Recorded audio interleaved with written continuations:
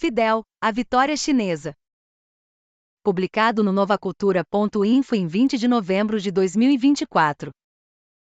Sem alguns conhecimentos históricos elementares não seria compreendido o tema que abordo. Na Europa tinham ouvido falar da China. Marco Polo, no outono de 1298, contou coisas maravilhosas do singular país ao qual chamou Catai.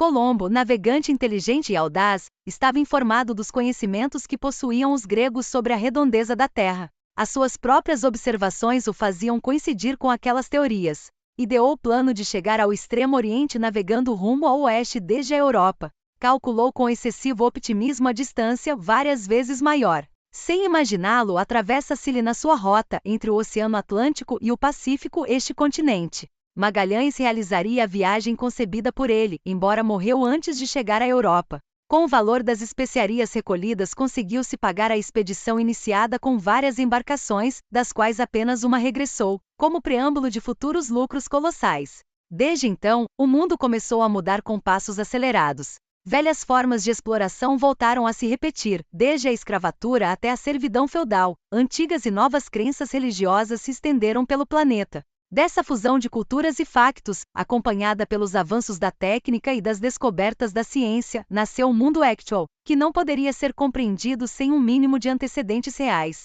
O comércio internacional, com as suas vantagens e os seus inconvenientes, era imposto pelas potências coloniais como Espanha, Inglaterra e outras potências europeias. Estas, especialmente Inglaterra, logo começaram a dominar o sudoeste, sul e sudeste da Ásia, bem como Indonésia, Austrália e Nova Zelândia, estendendo a sua dominação pela força em todas partes. Aos colonizadores lhes faltava submeter o gigantesco país chinês, de milenária cultura e fabulosos recursos naturais e humanos.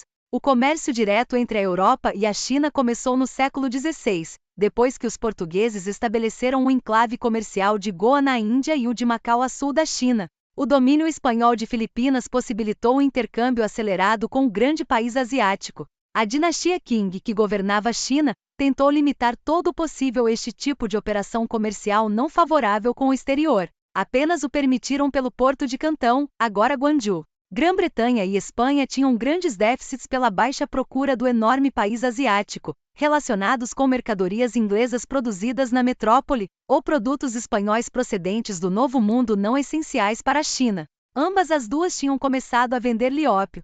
O comércio do ópio em grande escala era dominado inicialmente pelos holandeses desde Jacarta, Indonésia. Os ingleses observaram os lucros que se aproximavam de 400%. As suas exportações de ópio, que em 1730 foram de 15 toneladas, elevaram-se para 75 em 1773, embarcado em caixas de 70 kg cada. Com ele compravam porcelana, seda, condimentos e chá chinês.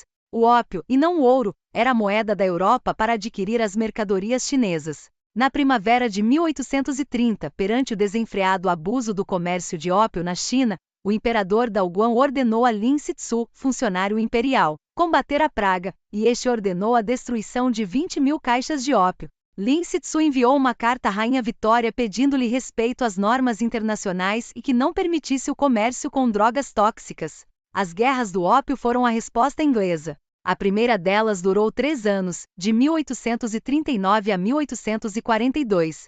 A segunda, a qual se juntou à França, 4 anos, de 1856 a 1860. Também são conhecidas como as Guerras Anglo-Chinesas. O Reino Unido obrigou a China a firmar tratados desiguais, mediante os quais se comprometia a abrir vários portos ao comércio exterior e a entregar-lhe Hong Kong. Vários países, seguindo o exemplo inglês, impuseram termos de intercâmbio desiguais. Semelhante humilhação contribuiu à Rebelião Taiping de 1850 a 1864, a Rebelião Boxer de 1899 a 1901 e, por último, a queda da dinastia Qing em 1911, que por diversas causas, dentre elas a fraqueza perante as potências estrangeiras, tinha se tornado sumamente impopular na China. O que aconteceu com o Japão? Este país, de antiga cultura e muito laborioso, como outros da região, resistia-se à civilização ocidental, e durante mais de 200 anos, entre outras causas pelo seu caos na administração interna, mantivera-se hermeticamente fechado ao comércio externo. No ano 1854, após uma viagem anterior exploratória com 4 canhoneiras, uma força naval dos Estados Unidos sob o comando do Comodoro Matthew Perry, ameaçando com bombardear a população japonesa, em defesa frente à moderna tecnologia daqueles navios, obrigou os shoguns a firmarem, em nome do imperador, o Tratado de Kanagawa, a 31 de março de 1854. Assim começou no Japão o enxerto com o comércio capitalista e a tecnologia ocidentais.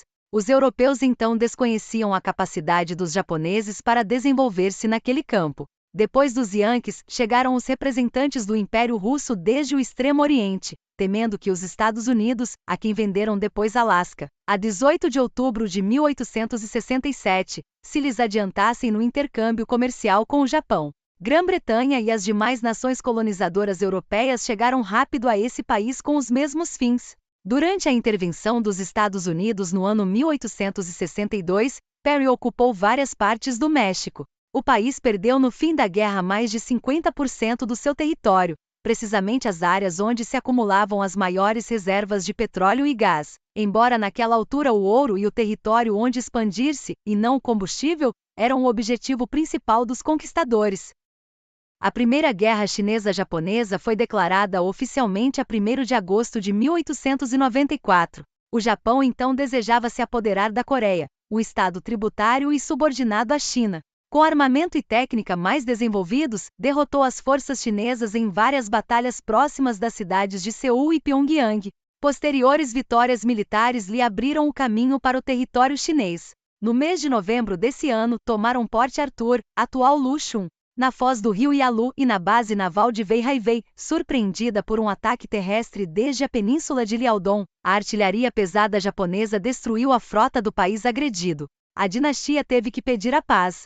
O Tratado de Shimonoseki, que pôs termo à guerra, foi assinado em abril de 1895. A China era obrigada a ceder Taiwan, a península de Liaodong e o arquipélago das Ilhas Pescadores ao Japão à perpetuidade. Além disso, pagar uma indenização de guerra de 200 milhões de taeles de prata e abrir 4 portos ao exterior. Rússia, França e Alemanha, defendendo seus próprios interesses, obrigaram o Japão a devolver a península de Liaodong, pagando em troca outros 30 milhões de taeles de prata. Antes de mencionar a Segunda Guerra Chinesa-Japonesa, devo incluir outro episódio bélico de dupla transcendência histórica que teve lugar entre 1904 e 1905 e não pode ser omitido. Após a sua inserção na civilização armada e nas guerras pela partilha do mundo impostas por Ocidente, o Japão, que já tinha levado a cabo a primeira guerra contra a China antes referida, desenvolveu o seu poderio naval o suficiente como para assestar tão duro golpe ao Império Russo, que esteve a ponto de provocar prematuramente a revolução programada por Lenin ao criar em Minsk 10 anos antes, o partido que posteriormente desataria a Revolução de Outubro. Em 10 de agosto de 1904, sem aviso prévio, o Japão atacou e destruiu em Shandong a frota russa do Pacífico. O czar Nicolau II da Rússia, exaltado pelo ataque, ordenou mobilizar e zarpar rumo ao Extremo Oriente a frota do Báltico. Comboios de navios carvoeiros foram contratados para levar a tempo os carregamentos de que precisava a frota enquanto navegava para o seu afastado destino. Uma das operações de traspasso de carvão foi preciso realizá-la no alto mar por pressões diplomáticas.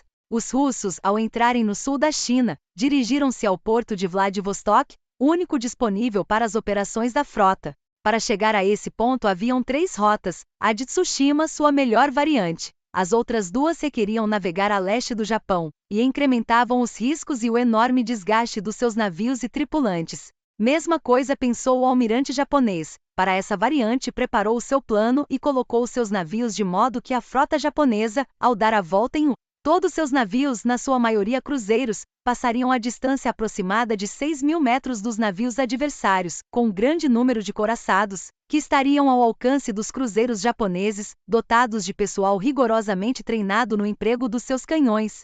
Como consequência da longa rota, os couraçados russos navegavam a só 8 nós frente aos 16 das naus japonesas. A ação militar é conhecida com o nome de Batalha de Tsushima. Aconteceu nos dias 27 e 28 de maio de 1905. Participaram, pelo Império Russo, 11 couraçados e 8 cruzeiros. Chefe da frota, almirante Zinovy Rozhestvensky. Baixas, 4.380 mortos, 5,917 feridos, 21 navios afundados, 7 capturados e 6 inutilizados. O chefe da frota russa foi ferido por uma esquírola de projétil que lhe bateu no crânio. Pelo Império Japonês participaram 4 couraçados e 27 cruzeiros. Chefe da frota, Almirante Eishachiro Togo. Baixas, 117 mortos, 583 feridos e 3 torpedeiros afundados. A frota do Báltico foi destruída. Napoleão a teria classificado de Austerlitz no mar. Qualquer um pode imaginar-se quão profunda ferida causou o dramático facto no tradicional orgulho e patriotismo russos. Depois da batalha, o Japão passou a ser uma temida potência naval, rivalizando com a Grã-Bretanha e a Alemanha e concorrendo com os Estados Unidos. O Japão reivindicou o conceito do couraçado como arma principal nos anos vindouros. Debruçaram-se na tarefa de potenciar a Armada Imperial Japonesa. Solicitaram e pagaram a um estaleiro britânico a construção de um cruzeiro especial, com a intenção de reproduzi-los depois em estaleiros japoneses. Mais tarde fabricaram couraçados que ultrapassavam os seus contemporâneos em blindagem e poder. Não existia sobre a Terra nenhuma outra nação que igualasse a engenharia naval japonesa dos anos 1930 em desenho de navios de guerra. Isso explica a ação temerária com que um dia atacaram seu mestre e rival, os Estados Unidos, que através do Comodoro Perry os iniciou no caminho da guerra. Continuarei amanhã, 30 de março de 2010. Segunda parte. Ao estourar a Primeira Guerra Mundial em 1914, a China se junta aos aliados. Para compensá-la, oferecem-lhe que as concessões alemãs na província de Shandong lhe seriam devolvidas ao findar a contenda. Após o Tratado de Versalhes, imposto pelo presidente dos Estados Unidos, Woodrow Wilson, aos amigos e aos inimigos, as colônias alemãs são transferidas ao Japão, um aliado mais poderoso do que a China. Esta ação causou o protesto de milhares de estudantes que se congregaram na Praça de Tiananmen a 4 de maio de 1919. Lá foi iniciado o primeiro movimento nacionalista que triunfou na China. Foi denominado 4 de maio. A pequena burguesia e a burguesia nacional o partilhavam com os operários e camponeses. A corrente nacionalista tinha surgido a finais do século XIX e princípios do XX, e ficou consolidada com a fundação do Kuomintang, isto é, Partido Nacional do Povo, chefiado pelo Dr. Sun Yat-sen, intelectual e revolucionário progressista que estava muito influenciado pela Revolução Socialista de Outubro, com a qual reforçou as suas relações. O Partido Comunista da China foi fundado num congresso que foi realizado entre 23 de julho e 5 de agosto de 1921. Lenin enviou representantes da Internacional a esse congresso. O movimento comunista se dedicou a reunificar a China. Entre os fundadores se encontrava o jovem Mao Zedong. Nos anos 1923 e 1924 se conforma a Frente Única Anti-Imperialista entre o PCCH e o Kuomintang.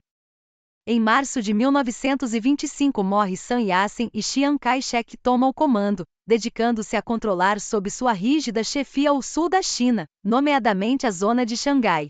Chiang não simpatizava com a doutrina comunista, e em 1927 iniciou um processo repressivo em grande escala contra os comunistas nas unidades do Exército Nacional Revolucionário, sindicatos e noutras áreas sociais do país, especialmente em Xangai. Também reprimiu fortemente a esquerda dentro do Kuomintang. Depois de 5 meses de ocupação militar da Manchúria, o Japão estabeleceu em 1932 o estado do Manchukuo, o que constituía uma grande ameaça para a China.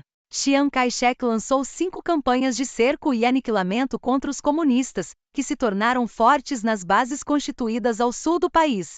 Com aqueles que conseguiram fugir da traição de Chiang Kai-shek em 1927, Mao Zedong dirigiu na área montanhosa das províncias de Jiangsu e fugiam o estabelecimento, num amplo território, do centro de resistência armada com um forte núcleo de comunistas consequentes e bem organizados, que se classificou de República Soviética da China. Enfrentados às forças nacionalistas muito superiores de Chiang Kai-shek, ao redor de 100 mil combatentes chineses, sob a direção de Mao, iniciam em 1934 a Grande Marcha rumo ao Nordeste, bordeando o centro, um percurso de mais de 6 mil quilômetros, lutando constantemente ao longo da rota durante mais de um ano, o que constituiu uma façanha sem precedentes e converteu Mao no líder indiscutível do partido e da revolução na China.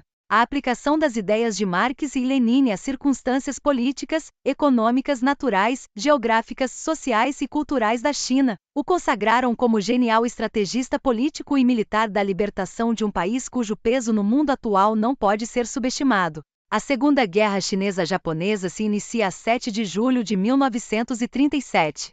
Os japoneses provocaram deliberadamente um incidente que desatou a contenda. Um soldado nipônico desaparece quando seu exército realizava uma parada militar na Ponte Marco Polo, sobre um rio situado a uns 16 quilômetros a oeste de Beijing. Culpam o exército chinês, situado do outro lado do rio, de ter sequestrado o soldado, e se provoca um combate de várias horas. Este aparece de novo, quase de imediato.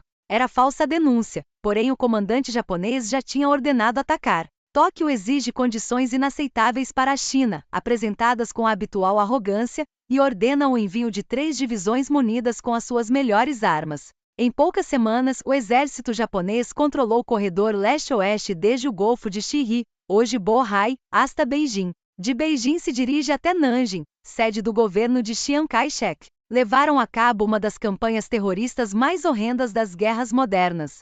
A cidade foi arrasada, igual que outras similares. Dezenas de milhares de mulheres foram violadas e centenas de milhares de pessoas assassinadas brutalmente. O Partido Comunista da China tinha dado prioridade à luta pela unidade nacional frente ao plano japonês, cujo objetivo era se apoderar do enorme país com seus recursos naturais e submeter a mais de 500 milhões de chineses a uma desapiedada servidão. O Japão procurava espaço vital. A sua conduta foi uma mistura de capitalismo com racismo. Era a versão japonesa do fascismo. A Frente Unida Anti-Japonesa estava já vigente nesse próprio ano 1937. Os nacionalistas estavam também conscientes do perigo. O Japão ocupou a maioria das cidades costeiras. Ao findar a Segunda Guerra Mundial, as baixas chinesas somariam milhões. Durante a épica contenda, os comunistas intensificaram a sua luta contra os invasores, ocasionando-lhes sensíveis danos. Os Estados Unidos deram ajuda aos comunistas e aos nacionalistas. Como viam que sua entrada na guerra era iminente, solicitou ao governo chinês autorização para enviar uma esquadrilha de voluntários. Foi criada assim a Unidade Aérea dos Tigres Voadores. Roosevelt enviou o capitão Lichtenau, que estava retirado e no desempenho da sua tarefa ele expressava sua admiração pela disciplina, as táticas e a eficácia dos combatentes comunistas. Depois do ataque a Pearl Harbor, em dezembro de 1941, os Estados Unidos entraram na guerra. Contudo, em nenhum momento o Japão pôde movimentar as suas tropas elites da China, que no fim da guerra somavam 1 milhão de soldados. Chiang Kai-shek, convertido pela administração Truman, que num acto de terror usou as armas nucleares sobre a população civil do Japão, no homem forte dos Estados Unidos. Recomeçou a guerra civil anticomunista, mas as suas tropas desmoralizadas não podiam resistir à onda incontível do Exército Popular Chinês. Quando concluiu essa guerra, em outubro de 1949, os do Kuomintang, apoiados pelos Estados Unidos, fugiram para Taiwan, onde estabeleceram um governo anticomunista com pleno apoio Yankee. Chiang Kai-shek utilizou a frota dos Estados Unidos na sua viagem para Taiwan. Será por acaso a China um obscuro canto do mundo? Antes que se edificasse Troia e circulassem pelas cidades-estado da Grécia a Ilíada e a Odisseia, criações, sem dúvidas, maravilhosas da inteligência humana, já nas amplas margens do Rio Amarelo se desenvolvia uma civilização que abrange milhões de pessoas. A cultura chinesa tem as suas raízes na dinastia Zhou 2000 anos antes de Cristo. A sua escritura peculiar é baseada em vários milhares de sinais gráficos, que representam em geral palavras ou morfemas da língua, termo da linguística moderna pouco conhecido pelo público não familiarizado com o tema. Todos estamos longe de compreender a misteriosa magia dessa língua, cujo aprendizado desenvolve a inteligência natural das crianças chinesas. Muitos produtos que surgiram na China, como a pólvora, a bússola e outros, eram desconhecidos por completo no velho continente. Se os ventos soprassem no sentido inverso da rota seguida por Colombo, talvez os chineses teriam descoberto a Europa. Desde o ano 2000 em Taiwan estava governando um partido cuja política neoliberal e pró-imperialista era ainda pior que a tradicional do Kuomintang, partidário decidido de quebrar o princípio de uma só China, historicamente proclamado pelo Partido Comunista da China. Este espinhoso assunto podia desatar uma guerra de consequências imprevisíveis, como moderna espada de Damocles sobre as cabeças de mais de 1.300 milhões de chineses. A eleição no passado 23 de março do candidato do antigo partido que foi a base política de Chiang Kai-shek constituiu sem dúvida nos factos uma vitória política e moral da China. Afasta do poder em Taiwan um partido que, tendo governado durante quase 8 anos, estava a ponto de dar novos e funestos passos. Segundo informam as agências, a sua derrota foi esmagadora, ao obter apenas 4,4 milhões de votos dos 17,3 milhões de eleitores com direito a votar. O novo presidente tomará posse em 20 de maio. Firmaremos um tratado de paz com a China, declarou. Os telexes informam que Ma Ying-jeou é partidário da criação de um mercado comum com a China, principal parceiro comercial da ilha. A República Popular China se mostra digna e cautelosa sobre o espinhoso assunto. O porta-voz do gabinete de Taiwan no Conselho Estatal de Pequim declarou que a vitória de Ma Ying-jeou prova que a independência não é popular entre os taiwaneses. Nesta lacônica mensagem se diz muito. Em obras elaboradas por prestigiosos investigadores dos Estados Unidos, foi divulgado o acontecido no território chinês do Tibete. No livro A Guerra Secreta da CIA no Tibete, de Kenneth Comboy e University Press, de Kansas, é descrita a suja entranha da conspiração. William Leary o define como um estudo excelente e impressionante sobre uma das operações secretas da CIA mais importantes durante a Guerra Fria. No decurso de 2 séculos, nenhum só país no mundo tinha reconhecido o Tibete como nação independente. Era considerado parte integrante da China. Em 1950 a Índia o conceituava dessa forma, após a vitória da Revolução Comunista. Inglaterra adoptou a mesma conduta. Os Estados Unidos até a Segunda Guerra Mundial o considerava parte da China, e inclusive pressionava a Inglaterra nesse sentido. Depois da guerra, no entanto, viram-no como um baluarte religioso contra o comunismo.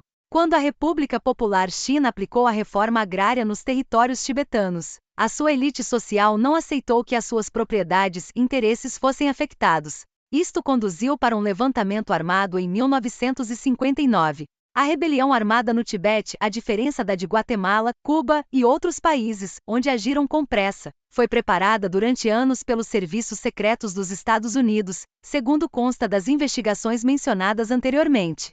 Outro livro, que é apologético neste caso da CIA, Os Guerreiros de Buda, cujo autor é Michael Dun-Chun, conta como a instituição levou centenas de tibetanos para os Estados Unidos, conduziu a rebelião, apetrechou-a, enviou paraquedas com armamentos, formou-os na utilização dos mesmos, ao tempo que se movimentavam de cavalo como faziam os guerrilheiros árabes. O prólogo da obra foi redigido pelo Dalai Lama, quem expressa: embora tenha o profundo sentimento de que a luta dos tibetanos apenas poderá vencer por um enfoque a longo prazo utilizando meios pacíficos, sempre admirei esses combatentes da liberdade pelo seu valor e pela sua determinação inquebrantáveis. O Dalai Lama, condecorado com a Medalha de Ouro do Congresso dos Estados Unidos, louvou George W. Bush pelos seus esforços em favor da liberdade, a democracia e os direitos humanos. A guerra no Afeganistão foi qualificada pelo Dalai Lama como uma libertação, a guerra da Coreia como semi-libertação, e a do Vietnã como um fracasso. Fiz uma síntese apertada de dados tomados na internet, nomeadamente do site Rebelião. Não inclui, por razões de espaço e tempo, as páginas de cada livro onde aparecem com precisão as palavras textuais utilizadas. Tem pessoas que padecem de sinofobia, um hábito bastante generalizado em muitos ocidentais, habituados por educação e cultura diferentes, a olhar com desprezo aquilo que vem da China. Eu era praticamente uma criança quando já se falava do perigo amarelo. A Revolução Chinesa parecia então um impossível. As causas verdadeiras do espírito anti-chinês eram no fundo racistas.